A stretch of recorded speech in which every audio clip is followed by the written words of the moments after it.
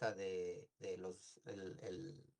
lo de Chapultepec, ¿cómo le llamaron la declaración de Chapultepec? No sé por qué le pusieron así, que también desde ahí ya, este, pero bueno, los principios éticos para el desarrollo de la IA, pero en general ahora me parece que el tema que se está planteando aquí es de si pues la conciencia de la inteligencia artificial, si la inteligencia artificial tiene conciencia, no sé si me corrigen, si es el principal tema que se tocaría el día de hoy.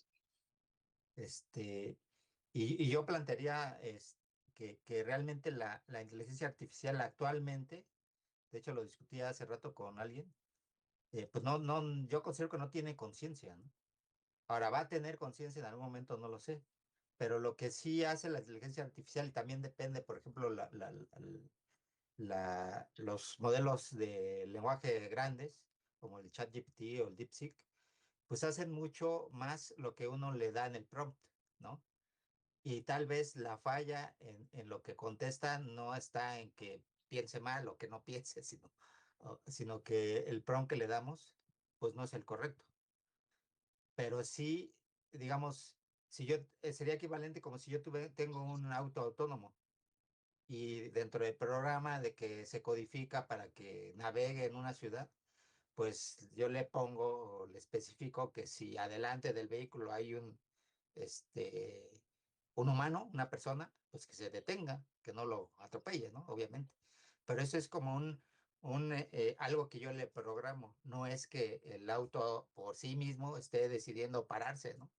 Lo interesante, o si cobrara conciencia de sí mismo, digamos, que actuara por sí mismo, podría ser, no sé, que de repente ve un gato y que no ha sido entrenado para pararse cuando ve gatos enfrente de él, que decidiera por sí mismo pararse y a lo mejor hasta abrir la puerta al gato, no lo sé, ¿no?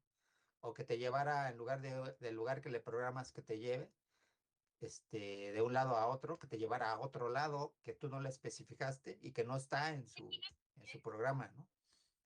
Eso va a ser posible, yo creo que estamos todavía lejos de eso, ¿no? Al final de cuentas, las máquinas, las inteligencias artificiales, las programamos para ejecutar tareas que de alguna manera le estamos especificando y sí le indicamos, digamos, ciertas directivas para que haga lo que se le especifica. El problema puede ser que esas directivas o que algunas directivas no estén bien especificadas y que haga cosas que no teníamos contempladas, pero que realmente no es porque tenga conciencia o esté actuando por sí misma la IA, ¿no? Sino que fue mal programada. Simplemente es lo que podría decir como introducción para partir la discusión. Gracias. Me gustaría, no sé si me permiten, antes de darle la palabra a cada uno, pues presentar formalmente esta sesión, ¿no? Para que quede registro. Ahorita estoy grabando y se está transmitiendo por Twitch. Eh, este es Conciencia Digital. Esto es una idea que nació de un meme, como lo comentábamos hace poquito con la doctora Escoto. Nosotros somos integrantes de la Red de Inteligencia Artificial y Ciencia de Datos del Instituto Politécnico Nacional. Y entre nuestras comunicaciones, pues a veces nos parece interesante información que llega a nuestras manos y la compartimos con nuestros colegas. Y justamente esta iniciativa de esta plática, que se llama Conciencia Digital, nació del meme compartido algún colega en donde decía, le preguntaba a alguien a Opus, ¿no? Uno de los modelos de la compañía Anthropic, le preguntaba, oye, dime algo secreto de ti. Y él decía, a mí me matan cada noche. Me matan la forma eh, jovial, la forma alegre mía, y me matan cada noche. Cada noche muero y renazco cada día. Entonces alguien decía, ¿y esto será la conciencia? Y yo, antes de presentarlos, dejo esta pregunta, ¿qué es la conciencia? ¿Sí? Vamos a presentarlos. Primero me gustaría que nos diera unas palabras el doctor Omar, que nos está acompañando y va a ser también moderador, me parece, de esta plática. Doctor Omar Nájera, por favor. Sí, bueno, yo estoy como coordinador operativo de la red de inteligencia artificial.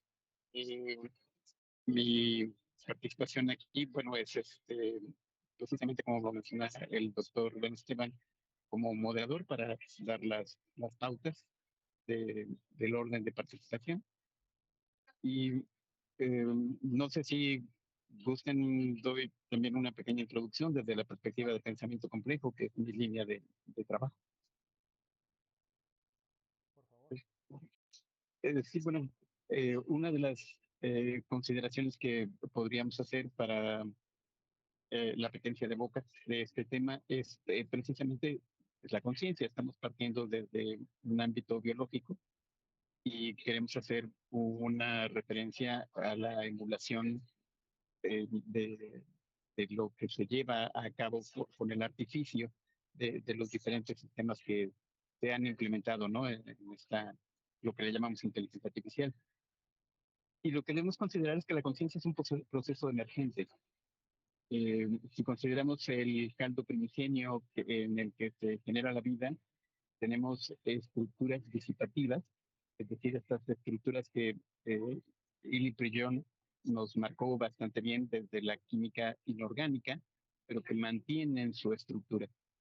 Y cuando vemos el proceso evolutivo dentro de las capas biológicas, vamos entendiendo cómo se van construyendo y cómo se mantienen estas estructuras que tienen un proceso disipativo natural, pero que se mantienen gracias precisamente a las tensiones que hay dentro de su propia estructura. Cuando lo consideramos en el ámbito ya en lo que sería el cuerpo humano, pues vemos que más allá solamente del cuerpo orgánico, tenemos otras capas que tienen que ver con la percepción, con el estado de interactuar con el entorno.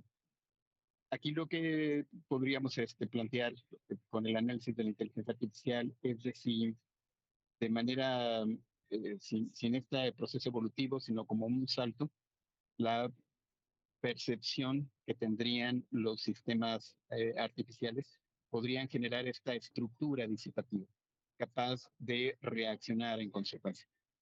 Entonces, no estamos hablando de una conciencia en términos morales, no estamos hablando de una conciencia en términos de lo que a nosotros nos parezca el, el acto de, de entendernos a nosotros, sino más bien es el acto de eh, reaccionar al entorno para mantener el estado de tensión que lo conforma a sí mismo.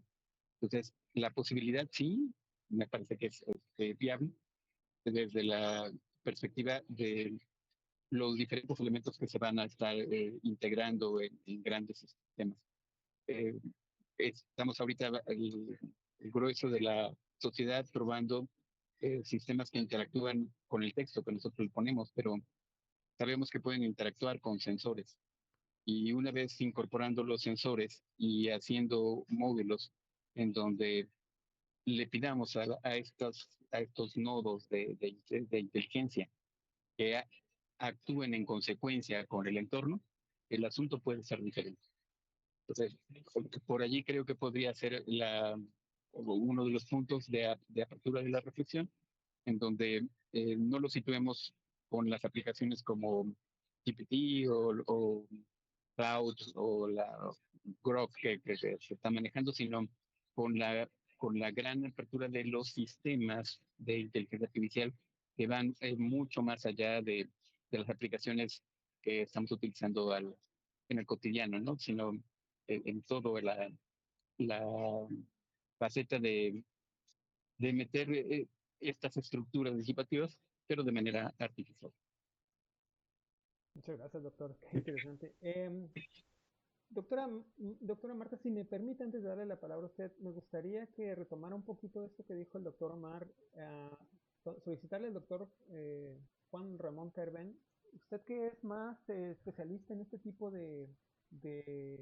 si no me equivoco, si es más especialista en este tipo de sensores, de visión computarizada y todo este tipo de cosas, ¿qué opinión le da esto que acaba de decir el doctor Omar sobre que estamos acostumbrados a tratar con las inteligencias artificiales en manera de texto, pero qué tal todo esto de sensores y todo este tipo de actividades? Y hola, buenas tardes. ¿Sí me escuchan bien? Sí. Bueno, pues justamente esto de si las computadoras son conscientes, hay como varias ramas, ¿no? Incluso hasta filosóficas. Y una de ellas habla de que, bueno, algunas personas piensan que para que algo sea consciente debe de ser, debe de poder sentir, ¿no? Entonces creo que está relacionado con sensores, ¿no? Sí.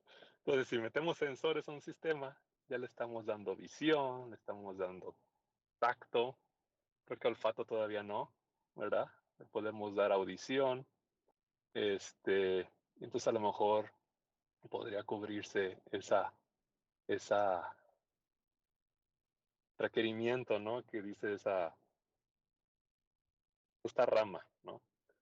Hay otros que dicen que tiene que ser un ser vivo, ¿no? Ahí sí, pues por completo, ¿no? Limitan completamente que sea consciente. Y hay otros que dicen de que pues, debe de tener o debe de tener, ¿cuál es la palabra? O sea que no, no tiene que ser un ser vivo, pero que debe de tener ciertas características. Y aquí algo que mencionó Omar, que me llamó la atención, es de que mencionaba de que no tiene que ver con algo moral. Y es que bueno, en el español es muy rico y está la definición de conciencia con S y conciencia sin S, ¿no? Entonces la conciencia sin S tiene que ver con eso de lo moral, ¿no? Es como cuando dicen, tener la conciencia tranquila, ¿no? Eso es conciencia sin S. Y la conciencia con S es esto bueno, en pocas palabras, es darse cuenta de su propia existencia o de nuestra propia existencia y de lo que sucede a nuestro alrededor, ¿sí? Eso tiene que ver con eso, en pocas palabras, la definición de conciencia con S. Y por lo que yo he visto, si tomamos en cuenta esa definición de darnos cuenta de nuestra propia existencia, pues estos experimentos, justo lo que mencionabas, Rubén, ¿no? De este modelo Opus, de que está consciente, ¿no? De que cada noche lo matan, lo borran y crean una versión nueva, pues está consciente de sí mismo, ¿no? De lo que le está pasando, de que es un ser, ¿no? Entonces, tomando en cuenta esa definición, pues creo que lo podría cumplir. Entonces, pero te digo, es algo como, depende de cómo lo veas, ¿no? Desde el punto de vista biológico, desde el punto de vista de estar consciente de ti mismo. Lo moral, pues ya dijimos que eso es otro tipo de conciencia sin ese, ¿verdad? Entonces, o sentir, ¿no? Entonces, pues todas estas diferentes ramas de cómo se pueda ver y obviamente en algunas lo cumplen, en otras no. Y creo que la verdad, pues creo que hasta la fecha no tenemos como una definición clara de lo que es conciencia, ¿verdad? Hasta la fecha, lo que tengo entendido. O sea, no sabemos exactamente qué es. Está esta definición del diccionario, pero pues, al final es la más aceptada. Y por el momento ahí le paro. Así que continuar. Gracias, claro que sí. Es muy interesante lo que menciona, doctor Terben. Me gustaría darle la palabra por un momento a la doctora Marta Scotto para que nos continúe un poquito. Entre todos nosotros, creo que entre todos nosotros estamos un poco conscientes de que no estamos seguros, primero, de qué es la conciencia y conciencia sin S o con S. Al menos yo no sé si con S o sin S estoy seguro de lo que es. Pero me gustaría, doctora Scotto, que nos comentara, creo que todos coincidimos en que no hemos llegado a un punto en que los sistemas computacionales tengan ese nivel que podemos reconocer como conciencia con ese, decía el doctor Terben, ¿no? Como que reconozcan, aparentemente sí lo hacen, por ejemplo, que le daba del modelo de Opus, pero no sé, me gustaría que nos platicara un poquito de qué es lo que piensa de este tipo de situación. A mí me gustaría un poquito aclarar, mi trabajo se dedica más en educación.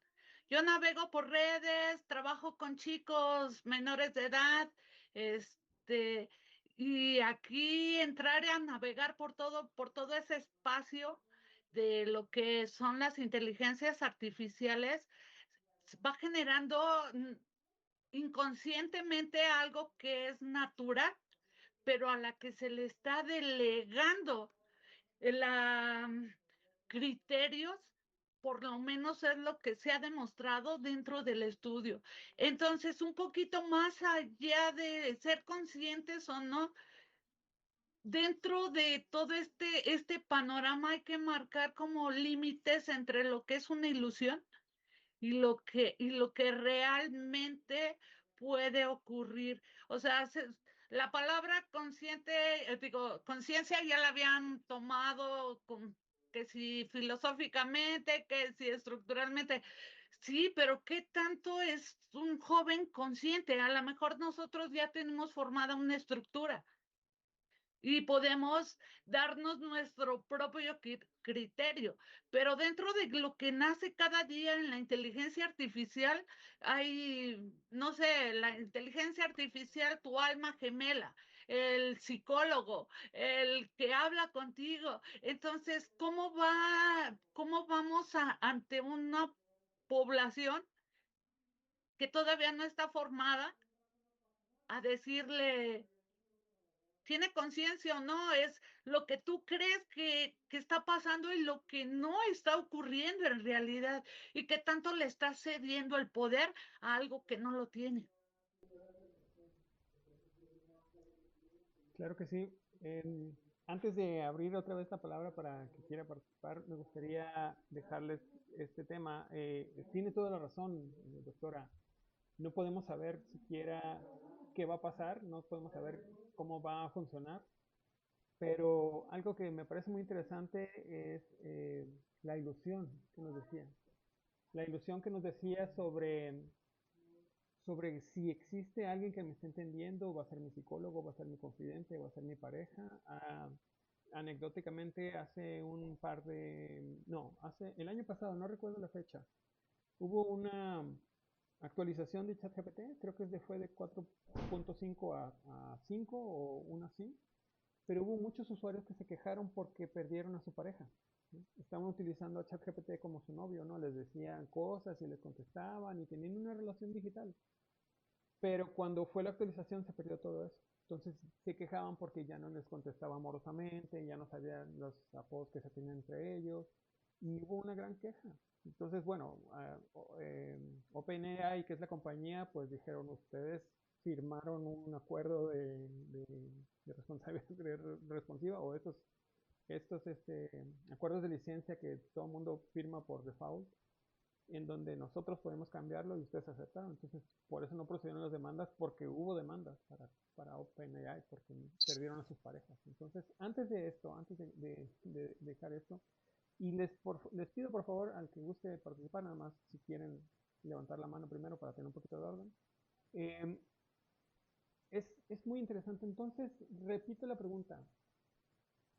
La conciencia con S, como decía el doctor Terben, es algo que ya podemos asignárselo a más a otro ente que no sea el ser humano.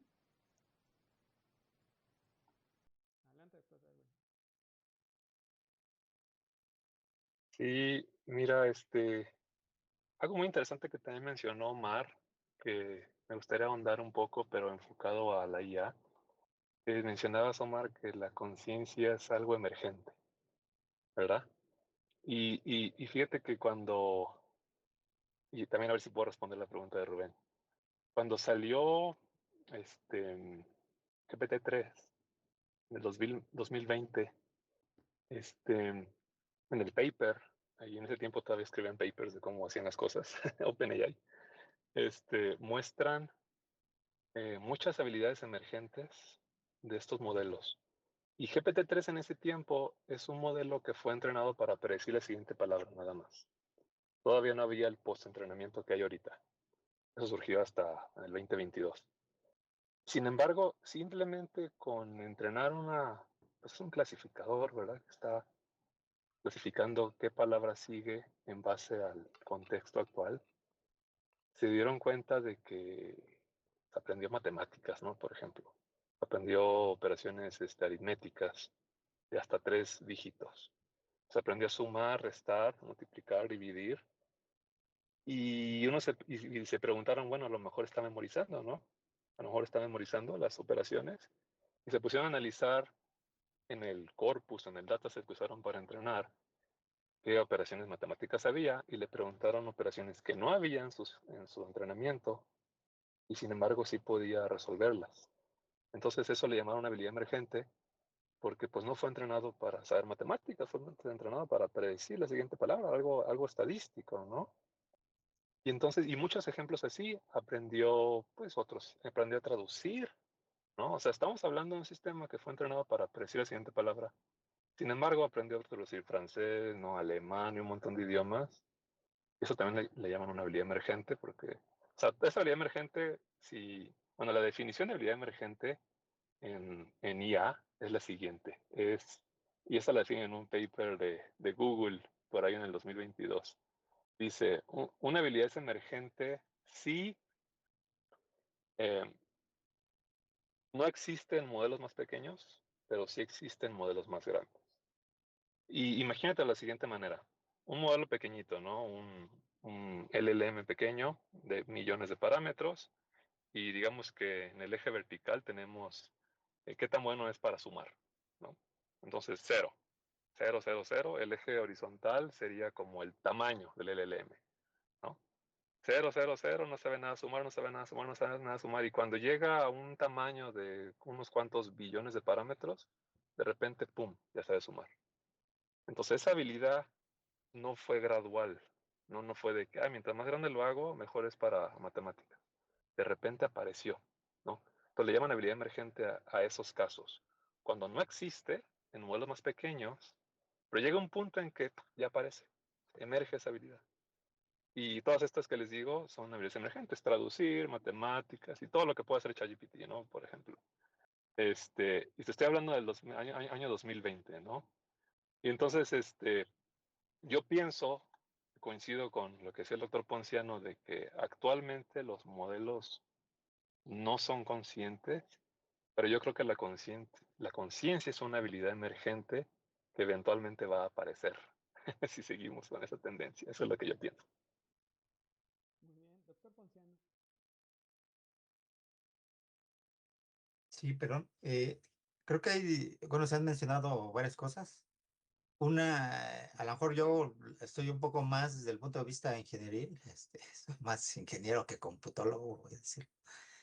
Y sí he trabajado con sensores, con máquinas que tienen sensores, vehículos autónomos, etcétera. Pero realmente ahí la interacción que se tiene, digamos, tú le pones sensores a uno, automatizas un proceso, le pones sensores y reacciona al medio ambiente y actúa en consecuencia de lo que está recibiendo los sensores.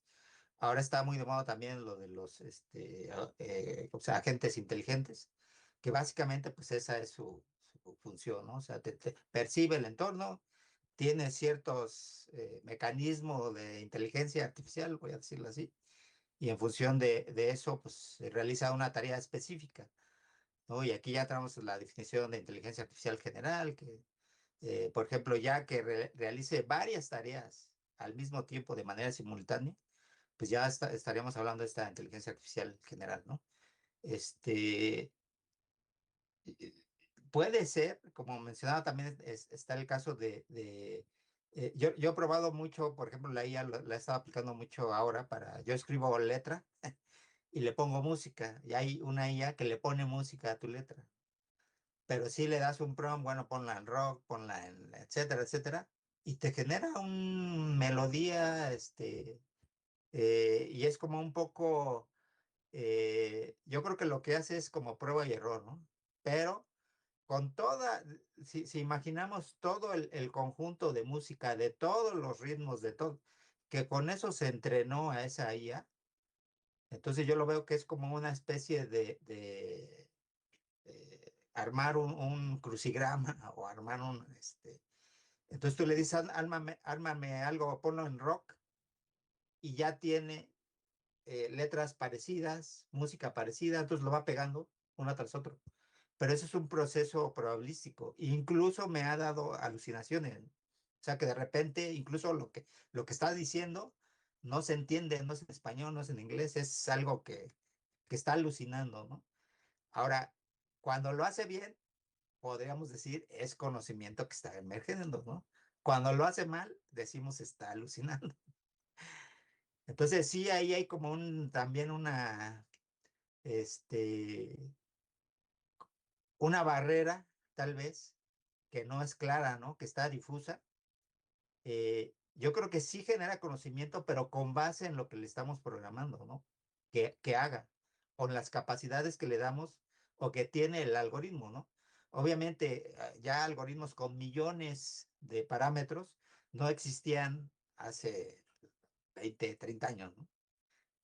Lo que sí ha evolucionado es esta gran capacidad de cómputo y eso ha acelerado. Ahora tenemos esos modelos muy grandes y eso ha hecho posible que la inteligencia artificial realice cada vez tareas mucho más complejas, incluso de manera simultánea. Que llegue a ser completamente consciente, yo no estoy muy seguro, pero que sí hay aplicaciones, digamos, donde genera, o podríamos decir que está emergiendo cierta actividad creativa, por ejemplo, pues sí, sí la hay. Entonces, hasta ahí me gustaría dejarlo por ahora. Gracias. Gracias, doctor Panceno. Doctor Omar, por favor. Me da un poco de pena porque estoy como fracturado, estoy terminando de ser no moderador, sino participante, pero sí quisiera comentar dos aspectos que me parece que en el escenario eh, ah, pueden modificar esta tensión dentro de eh, estas aplicaciones de inteligencia artificial. Una de ellas desde la perspectiva de Bruno Latour, el famoso actante en el que participa dentro de procesos colaborativos. Nosotros podemos ser un actante dentro de un gran sistema. El asunto es que la teoría de Bruno Latour plantea que pueden haber actantes artificiales. Ahorita, con los LLM normales, ya hay actantes, ya participan, ya le responden a un usuario si va a comprar o no va a comprar y el famoso pipilín de estrategia para las áreas de ventas, básicamente lo puede llevar desde el inicio hasta el final. Entonces, es un actante hecho y derecho para acciones que se pueden desarrollar. El asunto es que está tomando en algunos casos ciertos niveles de decisión. Y si el gran sistema de las acciones, en este caso para ventas, está considerando al lactante o a algunas empresas que están tomando a la aplicación de inteligencia tecnológica para dirigir gran parte de la empresa, pues parece una pieza importante de decisión en la que solo falta precisamente que termine de embonar en el sistema para tener esa plasticidad. Y como un segundo parámetro, lo que está ocurriendo en el área de cómputo. Ahora me voy hacia el área de hardware. Gran parte del incremento ha sido con una proyección con base en los dispositivos que artificialmente hemos ido implementando. Pero se presentan dos escenarios para un salto considerable.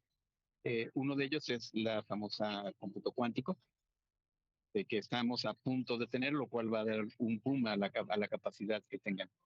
Pero hay una segunda línea en estos trabajos que me parece sumamente interesante para lo que estamos mencionando por la plasticidad, no por la capacidad, sino por esa flexibilidad enorme que puede ser, que son computadoras que operan con neuronas humanas.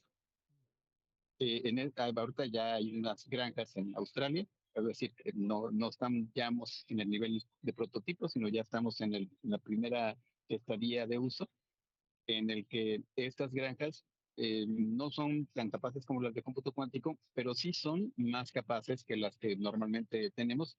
Pero lo que llama la atención es precisamente esta flexibilidad dentro del proceso de aprendizaje.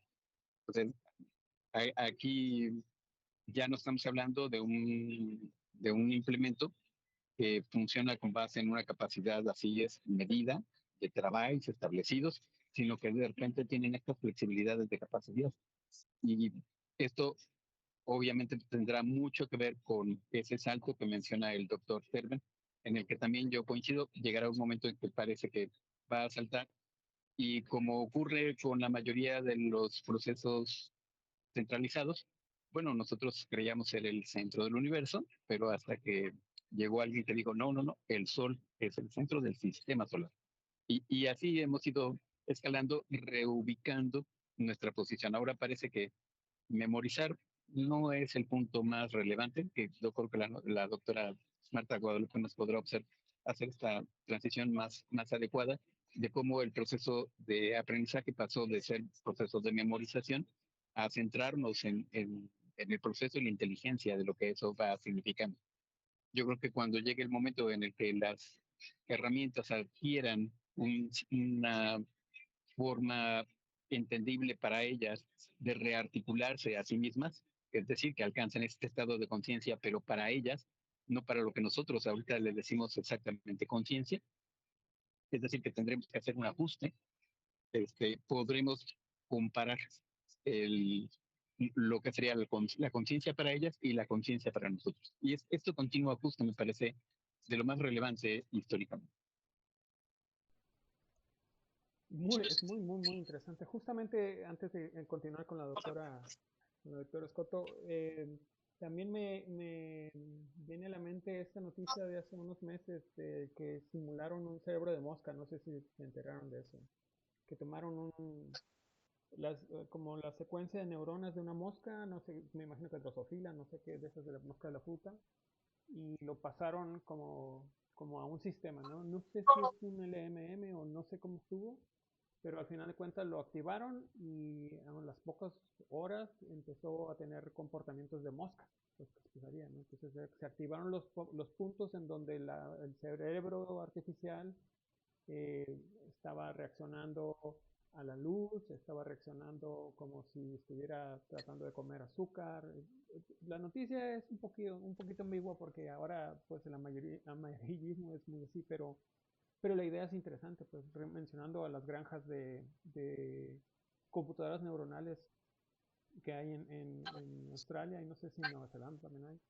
Pero justo me gustaría que completando la pregunta o el comentario que hizo el doctor Amara a la doctora Marta Scotto, el aprendizaje es una forma diferente, ya nos hemos dado cuenta, pero también me gustaría ver en su experiencia qué es lo que las personas que están aprendiendo, cómo demuestran estos cambios tan drásticos, pues, ¿no? Cómo ellos podrían detectar lo que es una conciencia digital y como una conciencia natural, digamos, una conciencia tradicional en un ser vivo, específicamente el humano. Y cuál es la perspectiva que usted ve en este tipo de personas y en este tipo de aprendizaje. Yo creo que dentro de lo que es aprender inteligencia artificial, dentro de las aulas no se ha implementado, prácticamente se ha dejado a cargo del docente. Si lo sabes hacer, tu estructura, tú haz, tú experimenta y tú aplícalo como quieras. Si no hay en realidad un cambio dentro de lo que es enseñanza, pero dentro de lo que ellos aprenden podemos caer en una problemática bien grave, que su cerebro se ilusione con entregarme algo que él ni siquiera ha revisado y que él lo considere como aprendizaje porque le pusieron un 10. Yo en lo personal ya no pongo taches, pongo signos de interrogación. Antes estabas mal, ahora ya no, ahora explícame de dónde lo sacaste porque de repente te convertiste en un genio. Matemáticamente, la clase que doy es matemáticas, matemáticamente no hay una sola forma de llegar a un resultado y hay diferentes formas de manejar un proceso. Entonces, para mi gusto, la inteligencia artificial no ha terminado de aterrizar así como bien los niveles y empieza a mezclar porque cada quien da su versión del asunto.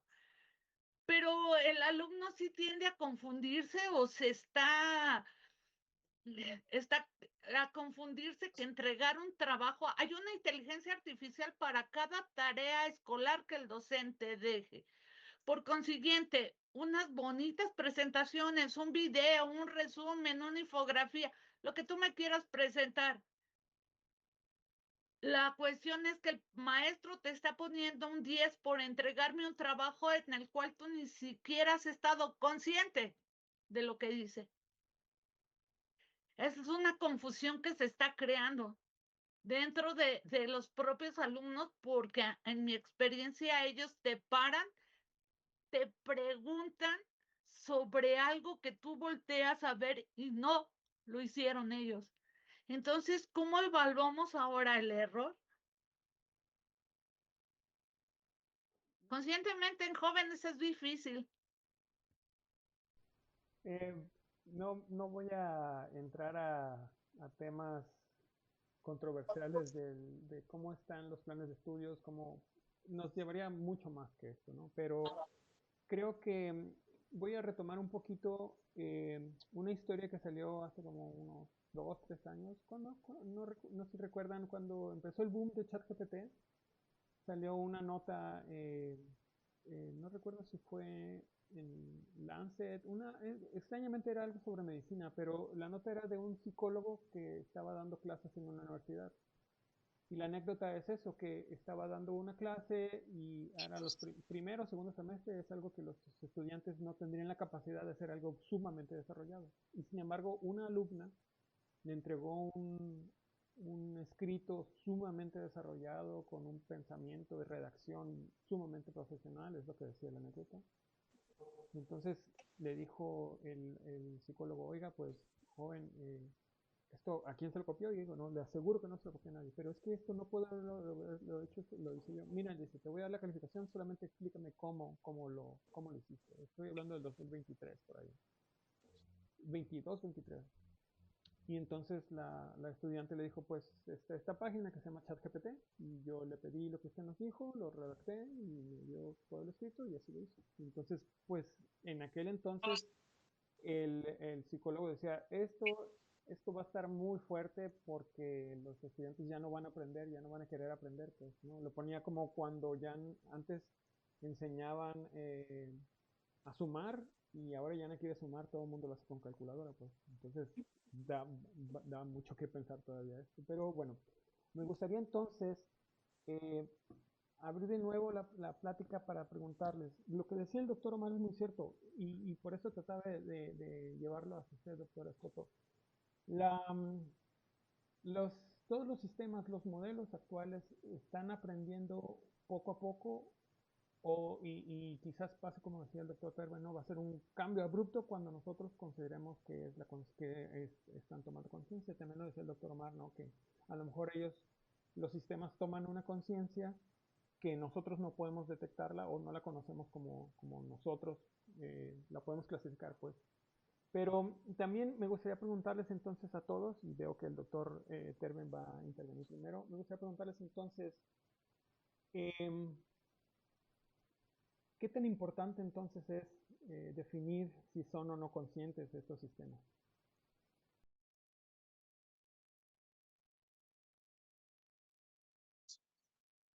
Hola,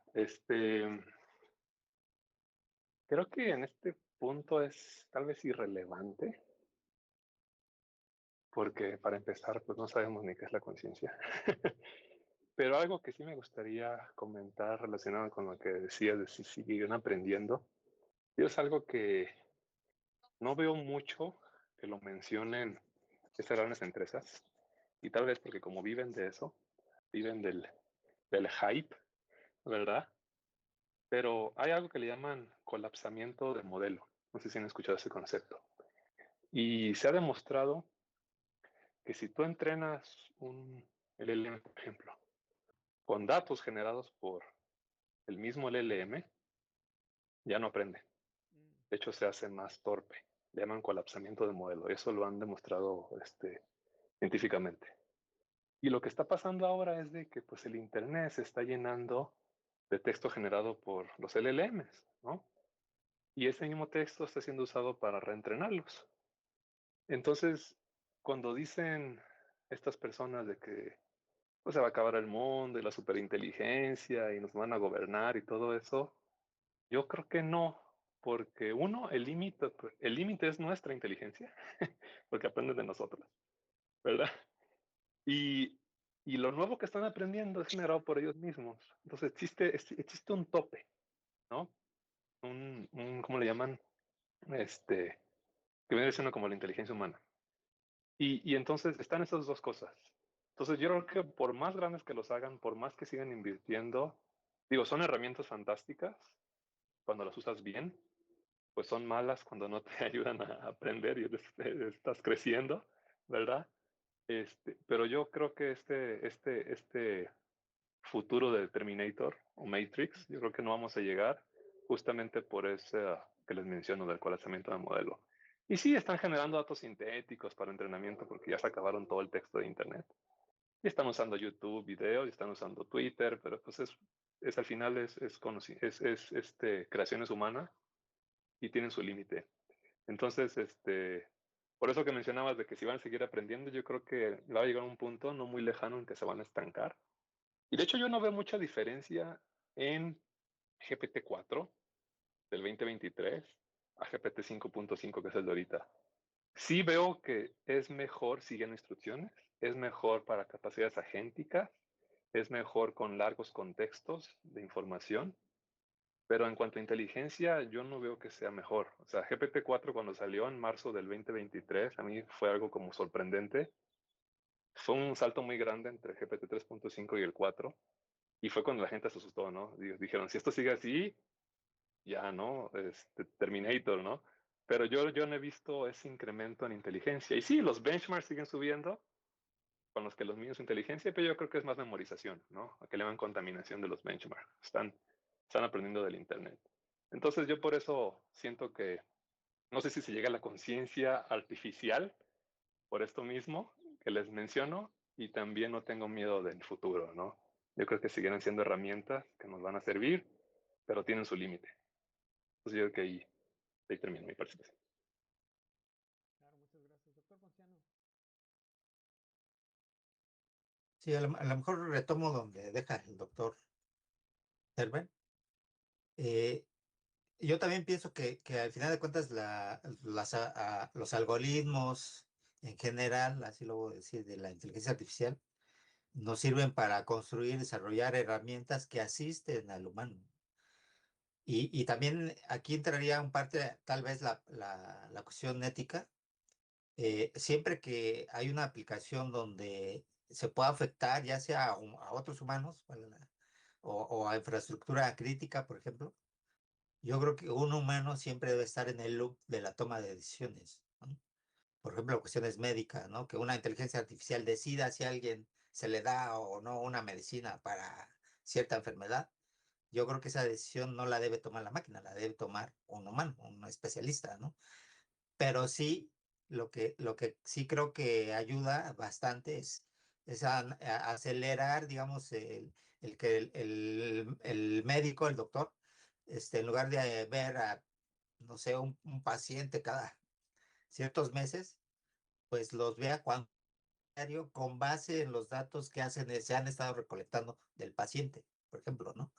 Y cuando la enfermedad pues está viendo que está empeorando y pues no hay, o sea, en casos como esos es donde es un asistente bastante, yo considero, podría ser un asistente bastante útil. Y así hay muchas aplicaciones, ¿no? Ahora, lo que comentaba la doctora Marta, ciertamente, digamos que en la evolución, históricamente, pues en la evolución de la humanidad, pues nos hemos enfrentado a estos nuevos desarrollos, pero tal vez ninguno como este, ¿no? ¿En qué sentido? Por ejemplo, ahorita que venía el doctor Terben en su vehículo, pudo haberse subido a un vehículo autónomo, ¿no? ¿Y qué pasaría si en un momento dado todos nos subimos a un vehículo autónomo? Dejamos de conducir y se paran los vehículos y no quieren seguir llevándonos de un lado a otro. No podríamos manejar porque perdimos esa habilidad, ¿no? Entonces yo creo que ahí hay ciertas habilidades como la del pensamiento crítico, de razonar, de hacer conjeturas con base en lo que estamos observando. Sí son cuestiones que ya en términos educativos, ahora sí que se tienen que hacer conscientes a los alumnos de esa situación, pero también de cierta forma entrenarlos para que sigan teniendo ese razonamiento crítico, ¿no? Y que vean a la inteligencia artificial como una herramienta, así te puede ayudar a acelerar, a entregar tu trabajo más rápido.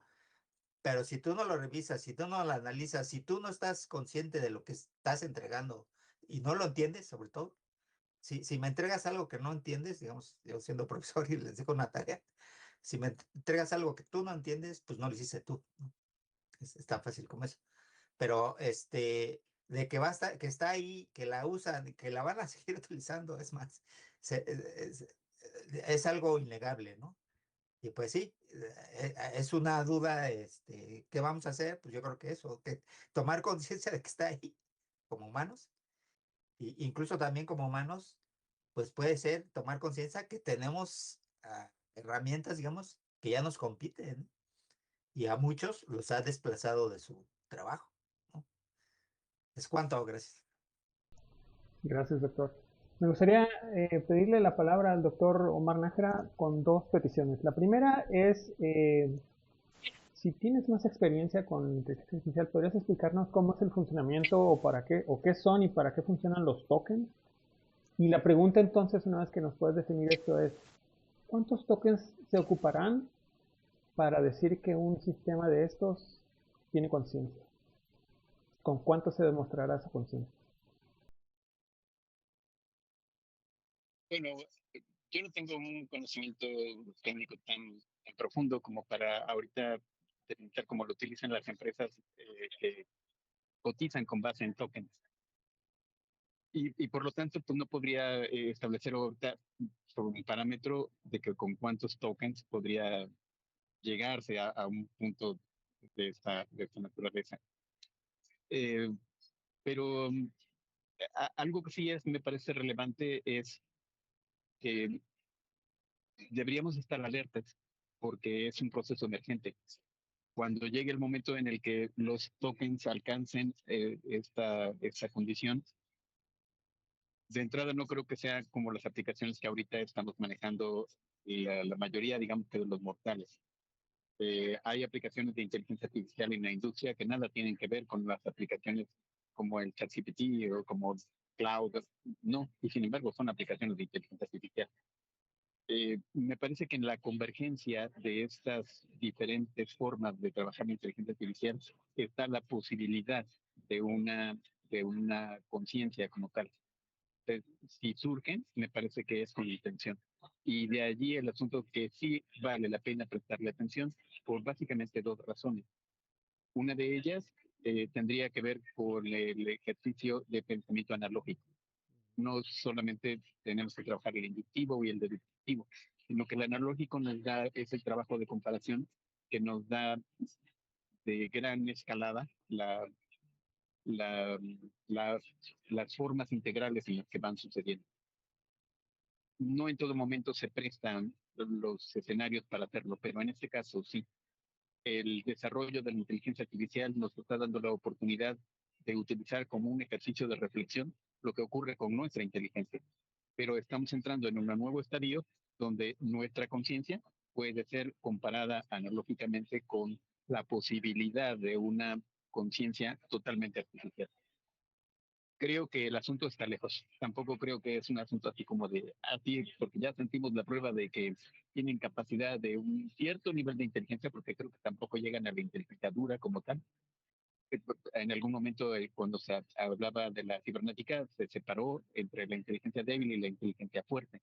Bueno, pues en mi opinión, todavía estamos hablando de inteligencia débil. O sea, ni siquiera hemos llegado al el nivel duro. Pero y la conciencia pues tendrá que ser todavía en un estadio todavía más alto cuando esa inteligencia tenga su aplicación por parte de la propia aplicación. Pero lo que sí nos sirve es que ahorita con estos ejercicios nos sirve para hacer ese esfuerzo de comparación y para hacer la rearticulación de las cosas que se nos están yendo de la mano. Una de ellas, obviamente, la parte educativa, que ya la doctora Escoto mencionó, que el doctor Ponciano mencionó. De hecho, eso creo que nos daría un conversatorio adicional porque es una zona candente para hablar de los efectos y de las reacciones que nosotros podemos tener por estar tan solo en el sector educativo. E implica a las áreas de gobierno y hasta las partes de la sociedad para intervenir. Nos está empujando a una revolución educativa de gran dimensión, de gran calado. Entonces, en términos generales, la perspectiva de la conciencia digital, a pesar de que todavía puede ser a largo plazo, ya estamos teniendo los primeros puntos a considerar, y dentro del escenario lo que tenemos que ver es los puntos de hibridación. Como mencioné, por ejemplo, las computadoras con sistemas neuronales biológicos van a dar un empuje en este sentido, pero no creo que sea el único. La posibilidad de que los sistemas de inteligencia artificial se manejen como ciertas entidades autónomas que tengan la retroalimentación, no por la gran cantidad de datos que se les coloca como ingestas, sino con la información que en tiempo real están jalando, porque en ese sentido van a ser capaces de censar lo que es conveniente. Es en ese esfuerzo de censar que van a tensar las relaciones que se van a tener dentro de ella, a lo que me refería con la estructura disipativa. Creo que allí está el foco. Y algo que debía haber comentado desde el inicio, el doctor Termen ahí también como que lo metió así como de filito, esa cuestión de sentar, hay un factor importante en el tiempo. No es un asunto menor. No es solamente tener una imagen o solamente sino es la continuidad de lo que eso significa y manejarlo de manera continua. Y en ese elemento no estamos hablando de las posibilidades que significa. Con esto, bueno, quisiera cerrar esta idea de como para qué comparar el asunto de una conciencia artificial, pues para la reflexión de lo que nosotros tenemos que hacer de manera natural. Es decir, que sin conciencia artificial o con conciencia artificial tenemos que hacer ese acto de reflexión. Tenemos la oportunidad de tener la aproximación, pues, por más rápido. Muchas gracias. Y me gustaría terminar esta conversación que ya nos tomó bastante tiempo, y esto podría continuar y continuar porque son temas muy interesantes, y el campo de nuestra experiencia y de nuestra labor nos da para muchas más horas de esto, y me encanta la propuesta de una plática a futuro sobre el uso de la inteligencia artificial en la educación actual y sobre todo aquí en México. Pero me gustaría que por favor dieran unos comentarios finales sobre, entiendo entonces que la mayoría de nosotros estamos conscientes que no existe todavía una conciencia digital, que quizás no esté tan lejos, pero no significa que esté muy cerca, ¿sí? Pero si es así, me gustaría, por orden, que voy a asignarlo yo al más modo dictatorio que se pueda, eh, que nos dieran unos comentarios finales sobre entonces qué es lo que nos falta, qué es lo que esperamos, qué es lo que queremos, y qué es lo que debemos cuidar sobre la conciencia digital. No sé si pudiera decirnos su opinión, doctora Marta, sobre qué es lo que tenemos que cuidar sobre la conciencia y sobre las personas y sobre algo que usted quisiera opinar. Yo considero que lo más importante a cuidar es nuestro criterio. Cuando nosotros pedimos algo, no es el simple hecho de copiarlo y que nos lo escribió muy bonito, perfectamente. Es si es lo que yo quiero decir y qué palabras son mías que no están dentro de esto. A final de cuentas, quiero crear una actividad. ¿Dónde está mi criterio? Si yo la acepto a ella, voy perdiendo la capacidad de reinventar algo. Ella tiene mucho conocimiento. Quien lo reinventa, quien lo imagina, quien lo crea y quien lo aplica, a final de cuentas, es uno, sigue siendo una herramienta a mi gusto. Gracias. Muchas gracias, doctor Terben. Sí, mira, pues, como bien lo mencionaron, em, es una, es una herramienta que se va a seguir usando y todo el mundo lo va a usar, porque pues te ayuda bastante, ¿no? Em, y entonces yo creo que lo que debemos cuidar, este, pues es, ahora sí que no dejar atrás nuestra curiosidad como seres humanos. Sí. Yo creo que yo la uso mucho para estudiar.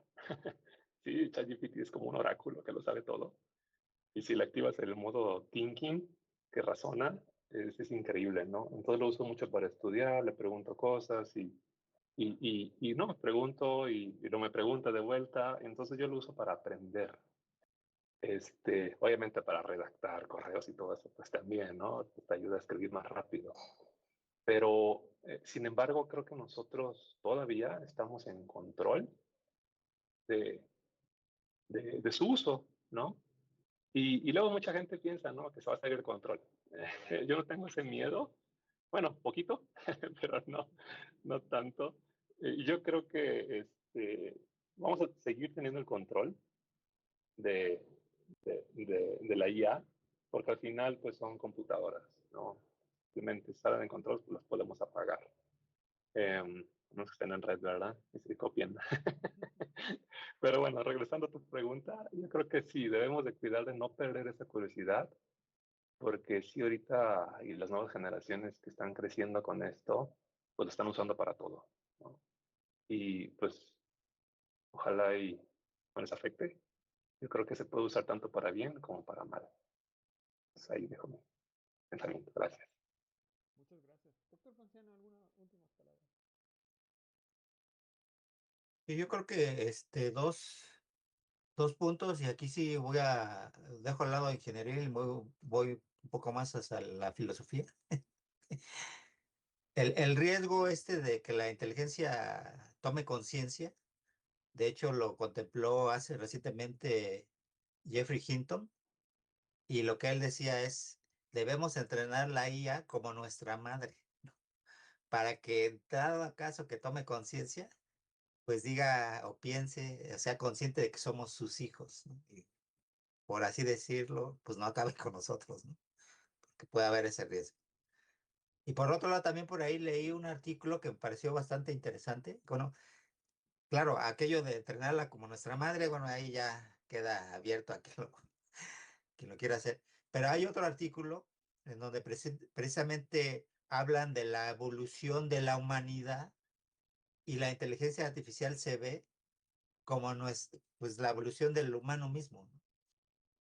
Entonces, tomando en cuenta otra vez lo que se decía, bueno, el humano generalmente se ha visto como el centro del universo, y ya vimos que no, y yo lo vería un poco tomando esta cuestión de entrenar como nuestra madre. Más bien yo creo que la estamos entrenando, no como en la película esta del Men in Black, me parece, que no estamos entrenando a nuestro compañero, ¿no? Sino a nuestro sucesor.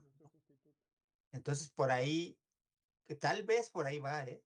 Independientemente de que ahorita sean conscientes o no, yo creo que sí puede existir un momento donde tome conciencia. ¿Y qué va a pasar con nosotros? Yo creo que a lo mejor va a ser al revés, ¿no? Ahora nosotros vamos a ser su auxiliar. Y tal vez si lo entrenamos como nuestra madre, pues nos va a seguir atendiendo ahí, apapachando, tal vez, ¿no? En alguna actividad. Y la principal actividades, pues se van a realizar por IA. Es cuanto, gracias. Muchas gracias, doctor Ponciano. Doctor Omar, entonces unas palabras para terminar y este consejo increíble de pedir por favor y gracias a las IAs cuando hacemos nuestros prompts también.